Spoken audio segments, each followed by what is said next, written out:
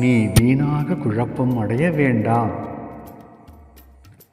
என்ன நடக்கிறதோ அதை நிதானமாக கவனித்து அமைதியாக எதிர்கொண்டு அதிலிருந்து வெளியே வந்துவிடு.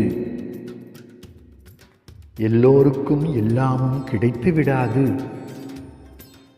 யார் யாருக்கு என்னென்ன கிடைக்க வேண்டுமோ அவைகள் அவர்களின் விதிப்படியிட்டும் அதை அனுபவிக்க முடியும்.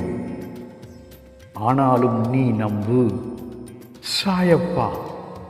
உன் சாயி பாபாவின் ஆசீர்வாதம் உனக்கு இருந்தால், அவர் மேல் உனக்கு உண்மையான பக்தியும் ஆழமான நம்பிக்கையும் இருந்தால், உன் விதியை மாற்றி எழுதி நீயும் எல்லா நற்பலன்களையும் அனுபவிக்குமாறு ஆசீர்வதிப்பார்.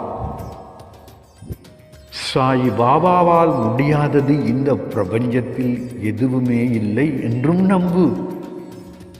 நீ நினைத்து பார்க்காத அதிசயத்தை நாளையே பாபா நடத்தப் போகிறார். நீ மகிழ்ச்சியாக வாழப் போகிறாய்.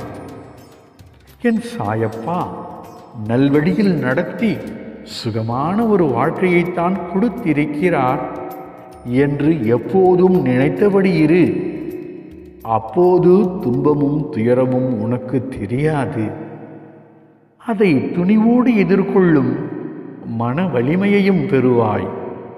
அந்த துணிவும் மனபலமும் உனக்கு வெற்றியை கொடுக்கும். நீ சிறப்போடும் நலமோடும் வாழ நல்வழியை காட்டும். நீயும் பேரும் புகழோடு உற்றார் உறவினர்கள் முன் வளமோடு வாழ்வாய். எனவேதான் சாய் பாபா இருக்க பயம் எதற்கு, கவலை எதற்கு? பாபா சரணம்.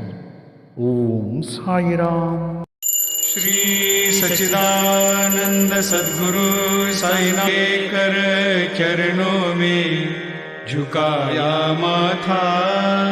श्री सच्चिदानंद सद्गुरु साईनाथ.